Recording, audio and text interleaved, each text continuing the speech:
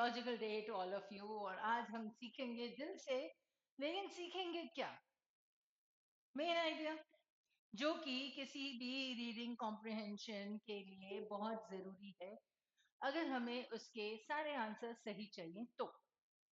Yes, and this is possible that you can get all answers accurate, correct in a passage, whether you have 5 questions or 6 questions, on the basis of the main idea itself. Right? This is important in your reading comprehension. This is important in your logical reasoning section. It is important in your life. It is important for every task. मुद्दे पे आओ, मुद्दे की बात करो, main idea क्या है ये बताओ, पॉइंट क्या है तुम्हारा किसी भी प्रॉब्लम का या किसी भी डिस्कशन का। पॉइंट पे आओ। कभी आपसे ऐसा कहा गया है यार पॉइंट पे आओ, इधर उधर की बात मत कर, सीधे मुद्दे पे आओ। यही तो बात है। तो मेन आइडिया अगर इतना इंपॉर्टेंट है तो उसको हम see, this is the third session that we are taking on the main idea part. Why is it so important? Why am I taking this now again? क्यों? क्योंकि ये बहुत जरूरी है।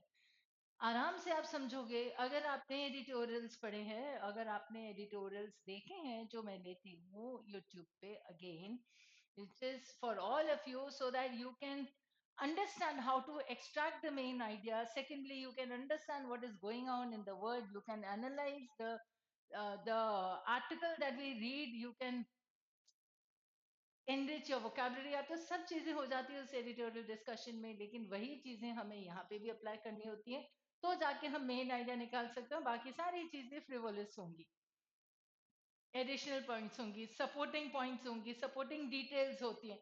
ठीक उसी तरीके से जैसे हम करते हैं, रुको, मेन आइडिया कैसे होगी? It will come up with, और rather it is based on, ऐसे वाले एरोज बना लेते हैं। ठीक है? कैसे? अगर आपने महाभारत सुनी हो कभी या पता हो तो भीष्म पितामह कैसे उस पे एरोस पर लेटे हुए थे ना, when it was the end, when his end came near, right, then he was lying on that bed of arrows. वैसे सोचो, ये जो मेन आइडिया है ना, ये इस पे टिकी हुई है, तीरों पर ये तीर हैं क्या? ये देखो इतने सारे बना दिए मैंने, ये सब क्या है? ये सब छोटी छोटी चीजें, फैक्ट्स हैं, फिगर्स हैं। ठीक है? हमारे पास कुछ सपोर्टिंग में आ जाएगा, कुछ एडवांटेजेस, डिसएडवांटेजेस, मेरिट्स या डीमेरिट्स देंगे हम। कई बार कुछ बेनिफिट्स पहुंचाए जाते हैं। मतलब all these things are additional, किसी और का ओपिनियन होगा, opinion of others. There are so many things given in the passage, on top of that rests the main idea, and our task today is to identify the main idea. सीखेंगे दिल से। मुझे be open, be receptive. ठीक है? ऐसे 3x और 2x करके आगे मत बढ़ा दो, आराम से चलो। अगर हम आराम से ले रहे हैं तो आप भी आराम से सुने। ये देखो, आराम से बैठ के आइसक्रीम खाते हैं। पर आइसक्रीम कैसे खाएंगे? ये आइसक्रीम हम खाएंगे कैसे? चलो देखते हैं कैसे खा सकते हैं। अब हमें एक आइसक्रीम नहीं चाहिए थी, हमें चाहिए थी 4 in 1। ये रहा हमारे पास एक कोन, आइसक्रीम कोन। ये 1, ये 2, ये 3, ये 4। अब सोचते रहो ये कौन कौन सी आइसक्रीम का शेड लगता है। हो सकता है एक वैनिला है, हो सकता है एक कॉफी वॉलनट है, एक ब्लूबेरी ब्लैकबेरी, ऐसे ब्लैक करंट जैसा कुछ है, और एक स्ट्रॉबेरी। ग्रेट। अब स्ट्रॉबेरी, ब्लूबेरी, चॉकलेट वॉलनट और वैनिला मिलके, या बटर स्कॉच अगर पसंद हो तो वो मिलके पूरा एक कोन में आ गई हैं, चार, one over the other. This becomes your complete ice cream. So happy. Let's eat ice cream. Oh, but before that, we need burgers also. Why do we need ice creams and burgers? आज तो हम घूमने जाएंगे, आज हम burgers खाएंगे, वो भी क्लब बर्गर। ब्रेड देखो, 1 2 3, बढ़िया। ये ऊपर से, मतलब अब जैसे देख के मुंह में पानी आ गया तुम लोगों के। हाँ, अब सोचो, ये बर्गर नहीं है और ये आइसक्रीम खाने वाली नहीं है, लेकिन ये तो हमारे लिए एक आर्टिकल है। One paragraph, two paragraph, three paragraph, four paragraph, first para, second para, third para, fourth para. How do we come to the main idea? Fine. Every paragraph together makes the central idea or the main idea. तभी तो हमारी ice cream खाने का मजा आएगा ना, जब हम चारों आइसक्रीम्स एक साथ एक ही उसमें वॉफल में लेंगे। बस। तो ये सारी चीजें क्या है, हमारी सपोर्टिंग डिटेल्स है। जब हमने मेंशन किया ये ब्लूबेरी है, ये स्ट्रॉबेरी है, ये चॉकलेट वॉलनट है, कॉफी वॉलनट है, ये सारी चीजें तो डिटेलिंग था। मेन आइडिया, हमने 4 स्कूप आइसक्रीम खाई, मेन आइडिया। सेम थिंग, हमने क्लब सैंडविच नहीं, क्लब बर्गर खाया, लेकिन क्लब बर्गर में क्या क्या था? 1 2 3 4, whatever they add in the burgers, वो सारी चीजें बीच में रखी हैं। आपको अगर ये 4 ब्रेड्स दे देंगे तो हो जाएगा क्या काम आपके पास? 4 स्लाइसेस, ऐसा ऐसा ऐसा ऐसा, मजा ही नहीं आएगा ना बर्गर में, unless all that thing is included. And when these things are included, that makes a complete club burger which we had.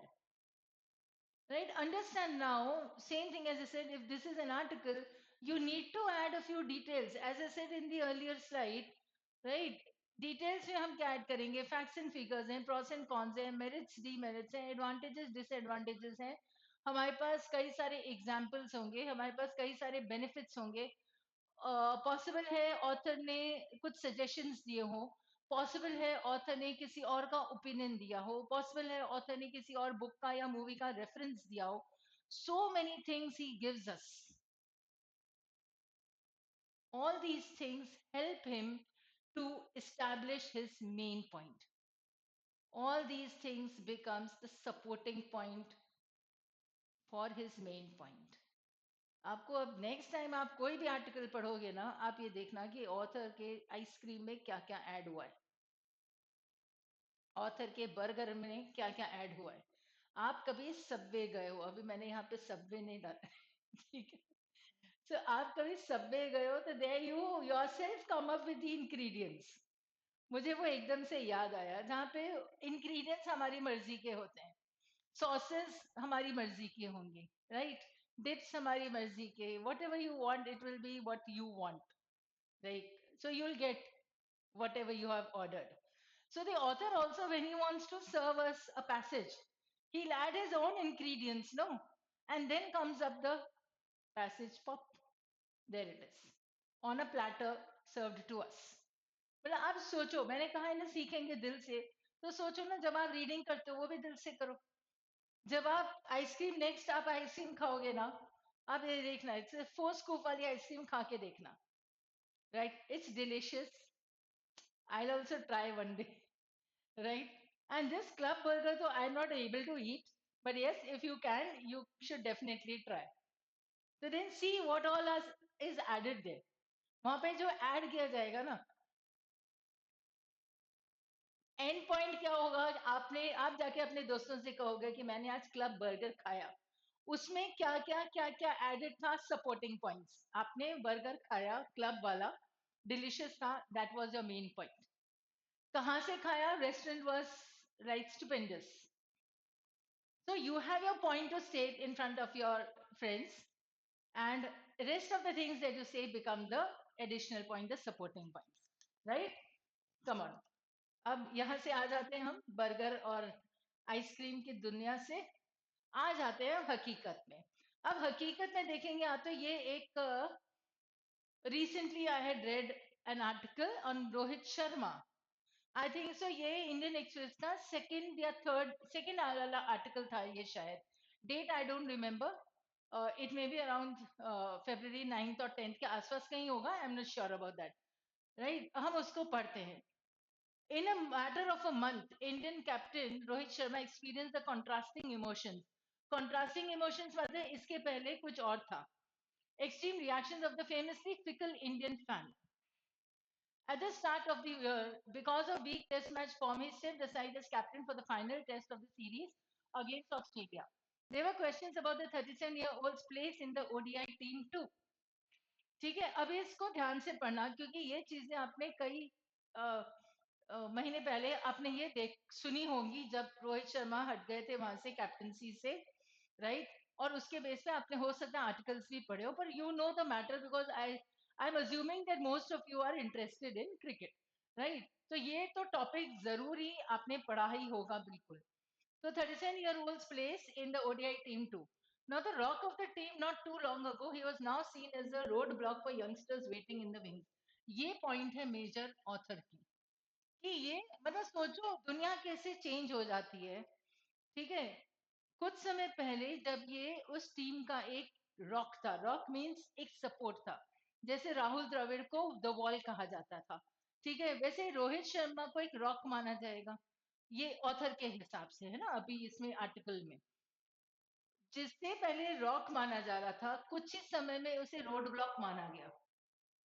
तो रॉक होता है सहारे के लिए और रोड ब्लॉक होता है ऑब्स्टिकल, बताता है वो. It is a metaphorical use है. Road block means it is an obstacle, so you need to remove that. Rock means you are stable. It stands for stability. So you can take support of it. Roadblock is you have to remove it. So the person who a few months ago was considered a rock is now being considered a roadblock, right? तो सोचो author के दिमाग में क्या चल रहा है. उसका ऑथर के दिमाग में रोहित शर्मा और ये नहीं है. ऑथर के दिमाग में है कि देखो वही लोग जो किसी को आसमान पे चढ़ाते हैं तो वही लोग किसी को पाताल में धकेल भी देते हैं. ये होता है हिसाब. देख लेते हैं. That is when he scored a sparkling ODI 100, a 90 ball 119 with 7 sixes against England at Qatar. Overnight Rohit was back on the pedestal. अब देखो जहां उसने स्कोर करना शुरू कर दिया तो वापस उसे ऑन द पेडेस्टल, मतलब लोगों ने एक स्टैचू बना के, स्टैचू एक पेडेस्टल पे होती है ना? तो लोगों ने उसे वापस से उस पेडेस्टल पे खड़ा कर दिया. हाँ भाई आप ही सही हो. मतलब again the fluctuating nature of the people in this volt face. ये जो पूरी तरीके से दुनिया घूम जाती है ना या घुमा देते हैं उसको वोल्ट फेस कहते हैं. In this volt face is a lesson for diehards following cricket. Show patience before passing verdicts on the game's greats or hyping the young. ये दिया है सीख उन लोगों को जो कि कहते हैं खुद को डाई हार्ट फैन क्रिकेट के. ठीक है, तो आप अगर क्रिकेट को इतना पसंद करते हो तो आपको थोड़ा सा पेशेंस तो बरतना पड़ेगा कि हो सकता है it is not a good day for him, he was not able to score well. Possible है. जब पूरा डाउनफॉल होता जाता है दैट्स अ डिफरेंट मैटर, वो दिख जाता है. But once in a while जब ऐसा होता है and you say no he is a road block now के throw him out of the team, अब ऐसा नहीं चेंज हो सकते हो. Sports fandom offers the pleasures of tribalism. It is easy to get carried away. ये tribalism है. Get carried away while being part of a passionate crowd. But the supercharged mob environment forces misjudgments that hurt the game and its stars.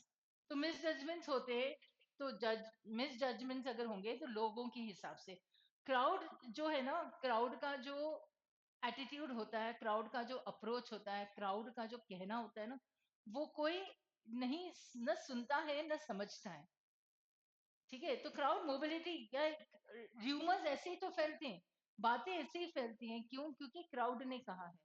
अब crowd में कोई logic ढूंढता नहीं है, न logic समझाया जा सकता है उनको. आप भीड़ है, आप भीड़ को कैसे समझाओगे? अगर समझाने लायक होती, ठीक है, तो टेररिज्म में या कभी जब वो होते हैं राइट्स होते हैं, आप मतलब इतना कुछ गंदगी होती ही नहीं कभी, अगर आप भीड़ को कुछ समझा सकते हो, right? So the crowd works in a different manner.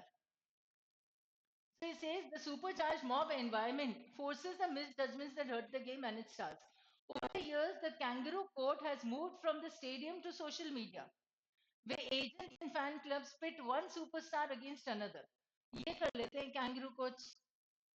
Rohitians never miss a chance to undermine Virat Kohli, and the Viratians wait for the chance to hit back. मतलब आप दो लोगों को जबरदस्ती में भिड़ा लेते हो.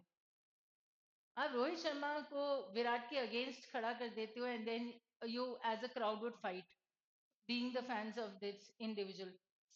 Unlike any time in the past, this toxic fan culture has created a bitterness that threatens to spill onto the field and dressing rooms. Wrong calls that can hamper Indian cricket in the long run.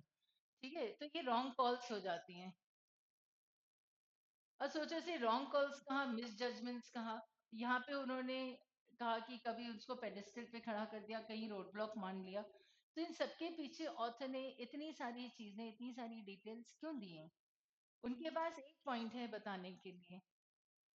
Take a deep breath, don't hesitate to pass verdicts on cricket's greats or hype the young. Stalwarts of the game are conscious of their image and legacy. उन्हें पता है क्या सही है और क्या गलत है। तो आप वर्डिक्ट नहीं दे सकते हो, इतनी जल्दी आप नहीं बोल सकते हो कुछ भी इन लोगों के लिए। So they know what they are doing. मतलब आप कोई इसी इतनी अचीवमेंट्स करके, मतलब है तो वो इंसान ही ना, पर उसे पता है ना, आप भी किसी भी फील्ड में जब अचीवमेंट्स आप अचीव कर लेते हो, आप सक्सेस अचीव कर लेते हो, तो you know what is right, what is wrong, how and what you are doing, how you are behaving, ये सबको पता होता है। आप क्या कर रहे हो, तो उन्हें भी पता है ना कि क्या कर रहे हो, आप क्यों जजमेंट पास करते हो? This is what the author is saying and this is the lesson that he is giving to the crowd. समझ में आया? I hope. ये तो तुम्हारी इंटरेस्ट का टॉपिक था। अब दूसरा टॉपिक है जिसमें इसके बाद हम 3 क्वेश्चंस करेंगे बस सीधे सिंपल से। ये दूसरा भी टॉपिक है, you need to come up with the main idea, so understand how to extract the main idea. Crucial question now is who will take charge and how they will address the ongoing conflict.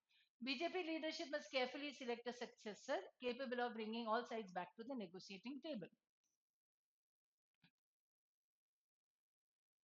Successor चाहिए तो 1% निकल गए हैं, दूसरे को आना है, अब किसको सिलेक्ट करना है, ऐसा सक्सेसर चाहिए जो कि डिस्कशंस नेगोशिएशन जारी रखें। Regardless of who takes over, however, there are significant structural challenges. Author अपनी पॉइंट पे आ गए कि ये मायने नहीं रखता है कि कौन इनकी गद्दी ले रहा है, कौन चीफ मिनिस्टर बनेगा, नहीं। बात यह है कि जो भी आता है वो चैलेंजेस को कैसे एड्रेस करता है, ये प्रॉब्लम है। Immediate priority must be demilitarisation including the swift disarmament of insurgent groups to prevent further violence. अगर किसी ने ये पढ़ा होगा, ये भी कुछ दिन पहले आया था जहां पे मणिपुर के चीफ मिनिस्टर ने को हटा दिया गया था, right? So, including the swift disarmament of insurgent groups to prevent further violence. Thousands of looted arms and ammunition still unaccounted for must be recovered. चोरी हो गए बहुत सारे आर्म्स एंड एम्यूनेशन, कहाँ गए पता लगाओ। ये चैलेंजेस हैं, उससे पहले ही बोल दिया कई सारे चैलेंजेस हैं। तो पॉइंट ये हो जाती है और बाकी सब है उसकी supporting details. Larger goal, moreover, is to restore the lost trust between the Métis and Cookies. Ethnic conflict cannot be resolved through force. तो ट्रस्ट तो करवाना ही पड़ेगा। Fault lines that existed before May 23 have over the past 21 months deepened to the extent that neither Métis nor Cookies can venture outside their respective zones of dominance. True normalcy will not be achieved merely when the violence subsides, but when members of both communities can return home and live without fear of prejudice. ये तब बोलेंगे कि यहाँ पर जो है वो true violence खत्म हुआ है, ट्रू नॉर्मलसी आई है। ठीक है, तो this is describing the scenario. The chief minister has left, who is going to come, and he has, whoever it is, has multiple challenges in front of him. These are the challenges. They need to suppress the violence here, prevent the violence here. They need to get back all the arms and ammunition that are unaccounted for, जो गायब हो गए हैं वो लेके आओ। True normalcy कब आएगी? जब ये दोनों जो हैं अभी अपने अपने जो एरियाज, जो डिमार्केटेड एरियाज है उससे बाहर निकल ही नहीं पा रहे कि कभी कोई मार ना दे, राइट? तो जब नॉर्मल सी हम तब कहेंगे जब ये लोग आराम से घूम सकेंगे एक दूसरे के जोन्स में, एक दूसरे के एरियाज में भी, विदाउट फियर और प्रेजुडिस। ठीक है, इसका मतलब जो भी पर्सन यहाँ पे आएगा as a chief minister will have these challenges to face. ये एक सिंगल सेंटेंस में हमें बात समझ में आ जाती है। So the crucial question now is who will take charge and how they will address ongoing ethnic conflict, की करेंगे क्या। तो वो चैलेंजेस दे दिए उन्होंने, अब आप क्या और कैसे करोगे और कौन करेगा, ये major question. So this comes up as the main idea of the paragraph, right? चलो, now this is paragraph and then 4 option. So बड़ा सीधा सिंपल सा क्वेश्चन है, आराम से आ जाएंगे अब इस पे। In an attempt to encourage livelier writing, some teachers want children to stop using words like said, which doesn't have any emotion. ऐसे words को use कोई sense ही नहीं है. Emotion जैसे word, emotion है ही नहीं उसमें said. और said क्यों use कर रहे हो आप अपनी writing में? Emotions ही नहीं है. ऐसा कुछ टीचर्स बोलती हैं कि ऐसा यूज नहीं करो इमोशनलेस वर्ड्स. तो इसका मतलब क्या हुआ कि हर वर्ड आपका इमोशन वाला होना चाहिए. This is understood. Now the assumption here is that emotion is a desirable quality for every word of a sentence. पर हर वर्ड में इमोशन कैसे आ सकता है? कई सारे नॉर्मल वर्ड्स होते हैं, न्यूट्रल वर्ड्स होते हैं, इररिलेवेंट वर्ड्स होते हैं, पर वो सेंटेंस बनाने के काम आते हैं, वो पैराग्राफ लिखने के काम आते हैं, वो सेंटेंस को ब्यूटिफाई करने के काम आते हैं, पर इमोशन नहीं होता है उसमें, डिटेलिंग होता है. अब आप इसके पहले वाला ही पैराग्राफ देखो, अच्छा इमोशन थे कि हर वर्ड में नहीं थे, पर ऐसी है एनकरेजिंग लाइवलियर राइटिंग. लाइवलियर का मतलब चीयरफुल, लाइवलियर मतलब ज्यादा बाउंसी और जिंदा दिखने वाला राइटिंग. ठीक है, तो मतलब इट है ऐसे ऐसी राइटिंग जिसमें ना जान है, उसको हम लाइवलियर कहेंगे. और जान कब आएगी? जब इमोशन है. तो हर वर्ड में इमोशन नहीं चलेगा. Rich word is always more appropriate than a plain word. ये अजम्पशन है. किसका? ऐसे लोगों का जो बोलते हैं कि ना सेड जैसे वर्ड्स मत यूज करो. तो उनका मानना है कि इमोशन वाले वर्ड्स बहुत अच्छे होते हैं, सबको बढ़िया लगेंगे. पर अति किसी भी चीज की अच्छी नहीं होती है. And a rich word is always more appropriate than a plain one. You don't have to invoke Hemingway, who made a fetish of plain words to recognize that successful writing modulates. मतलब आपको जो successful writing है वो होती है modulating. Modulating is modus, मतलब modulate यानी average. क्या किस चीज का? लैविशनेस rather than cranking the dial all the way to maximum fluidity. Lavishness of its diction for effect. आप अगर रिचनेस यूज करते हो वर्ड्स, लैविश वर्ड्स यूज करते हो, बॉम्बास्टिक वर्ड्स यूज करते हो, तो वो किसके लिए है? इफेक्ट के लिए है. इसलिए नहीं कि you have to dial all the way to maximum floridity. Floridity is unnecessary use और expression of words. Florid is flowery. तो आपको फ्लावरी या ऑर्नामेंटल आपकी राइटिंग बनाने के लिए यूज नहीं करना है, वो खोखली लगती हैं फिर. राइट? तो you need a modulation there. You need a blend of rich words as well as the simple words. This is what the author's point is. Right? So, successful writers use only plain and unemotional words? No. Teacher नहीं बना के आता तो successful writers तो modulate करते हैं. ये तो आउट हो गया. Emotion is not a desirable quality, but desirable तो है. सेंटेंस में तो होगी ना. Avoiding words like said helps children improve their writing, and good writers use rich words in moderation. यहां से आ गया मेन वर्ड. ये रहा मॉड्यूलेट, ये रहा मॉड्यूलेशन, ये रहा हमारा आंसर. ठीक है, देखो कितना इजी था समझना. जब हम एक्स्ट्रा चीजें हटा देते हैं तो अपने आप the cream of the paragraph comes out. Contrary to popular belief, the idea of evolution didn't originate with Darwin. Idea of evolution जैसे लोग मानते हैं वैसे ही ऑथर बोलता है, लेकिन ये आइडिया ओरिजिनेट नहीं हुआ था वहां से. वो आइडिया की बात कर रहे हैं. आइडिया का ओरिजिन डार्विन ने नहीं किया. तो आया कहाँ? ऑथर डार्विन के दिमाग में कहाँ से आया?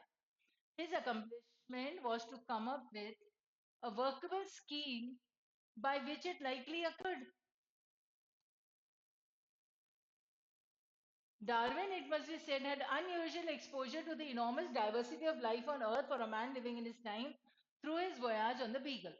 However, his eureka moment, मतलब जब ये आइडिया ना दिमाग की बत्ती जल गई ऐसे आइडिया से, थ्योरी ऑफ एवोल्यूशन से, तो ये आइडिया आया कहाँ से? जब उसने इकोनॉमिस्ट थॉमस मैल्थस का एक आर्टिकल पढ़ा, ऐसे पढ़ा, जहां पे उसने कहा था कि जो पॉपुलेशन है वर्ल्ड की वो बढ़ती जाएगी, पर जो रिसोर्सेज हैं वो कम स्पीड में बढ़ेंगे और पॉपुलेशन फास्टर होगी. तो ये इतनी स्पीड से बढ़ रही है और रिसोर्सेज अभी तक यहाँ पर है. अब यहां से डार्विन का माथा चकराया. वो बोलता है अभी इसको बायोलॉजी बहुत पसंद है, डार्विन को, करें क्या? तो दिमाग तो हर चीज में, फिर बायोलॉजी में दिमाग चलेगा। पॉपुलेशन ज्यादा, स्पीशीज इतनी सारी, जमीन तो उतनी है, फूड रिसोर्सेस उतनी स्पीड से नहीं बढ़ रहे। This is like AP and this is GP, arithmetic progression and this is geometric progression, increasing by leaps and bounds, exponential, and these resources crawling. कैसे चलेगी? मतलब स्पीड बढ़ेगी कैसे? जितनी रिसोर्सेज चाहिए, सप्लाई कम, डिमांड ज्यादा। जब सप्लाई कम होगी रिसोर्सेज की, डिमांड ज्यादा होगी रिसोर्सेज की, तो क्या करेंगे? लोग आपस में लड़ाई करेंगे। अब चाहे लोग आपस में लड़ाई करें या लोग और जानवर आपस में लड़ाई करें या जानवर और जानवर लड़ाई करें, animals and animals, any species, they are going to fight over the land, they are going to fight over the resources, and who is going to survive is survival of the fittest, given by Darwin, theory of evolution, given by Darwin. But he came to that theory how? When he read this paper, right? So it was then, tab jaake Darwin ne realized kiya that only those best adapted to their environment would survive and pass on their traits to the offspring. This is how the theory of evolution occurs. So the main idea was what? This point. And evolution. It is impossible to come up with big insights. Impossible is not, there is nothing like impossible. आप biology समझ ही नहीं सकते जब तक आपने economics ना समझा हो। अरे, आप केमिस्ट्री समझ नहीं सकते हो जब तक आपने फिलोसफी ना समझी हो। ऐसे कैसे हो सकता है? मतलब you don't need to cross the domain. आप केमिस्ट्री पढ़ो, केमिस्ट्री समझ में आ जाएगी। इंग्लिश पढ़ो, इंग्लिश समझ में आ जाएगी आपको। उसके लिए अकाउंट्स और सोशियोलॉजी पढ़ने की जरूरत नहीं है, राइट? तो it is impossible is a very strong word, rule it out. Idea of evolution did not originate with Darwin. अरे, आज मैं बैठ के ये आर्टिकल लिखूंगा लोगों को ये बताने के लिए कि देखो, आइडिया ऑफ एवोल्यूशन डार्विन से नहीं आया।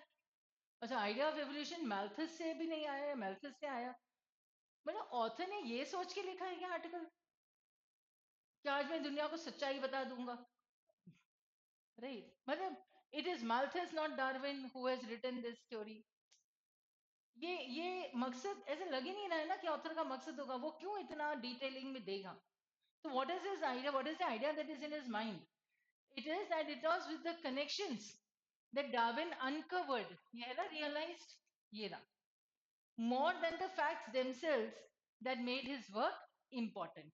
तो जो कनेक्शंस थे, जो उसने कनेक्शंस यहाँ पे समझे, वो ऐसे पढ़ के समझ में आए उसे।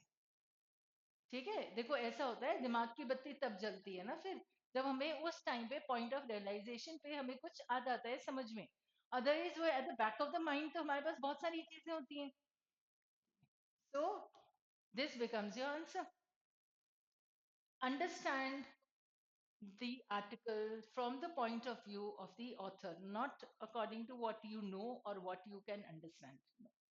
Understand it from the point of view of the author, आपको सारी चीजें समझ में आएंगी। लास्ट क्वेश्चन देख लेते हैं। US government generally tries to protect valuable natural resources. Generally वो प्रोटेक्ट करती है वैल्यूएबल रिसोर्सेज, ऑथर का कहना है। But one resource has been ignored for too long. In the US, each bushel of corn produced might result in the loss of as much as 2 bushels of topsoil. ये एक bushel चाहे meaning समझ में आए ना आए, कोई problem नहीं है। आप इसको टर्म समझ लो, यूनिट समझ लो, आप एक्स कर लो। तो कॉर्न अगर एक्स प्रोड्यूस होता है तो टॉप सॉइल 2x खत्म हो जाती है। Simple, lost. Moreover, in the last 100 years, the topsoil in many states, which once was about 14 inches thick, अब ये उसका डेटा दे देते हैं कि कभी ये टॉप सॉइल 14 इंचेस की थी, अब जाके बची है कितनी, 6 to 8 इंचेस। इसका मतलब ये पूरी गायब हो गई है। तो अब इसका मतलब क्या हुआ कि सॉइल कंजर्वेशन करनी है। सॉइल कंजर्वेशन के लिए फेडरल के पास पैसा नहीं है। तो federal expenditures for nationwide soil conservation programmes have remained at ridiculously low levels. अब पैसा होगा तो सही, लेकिन बजट में नहीं दे रहे हैं।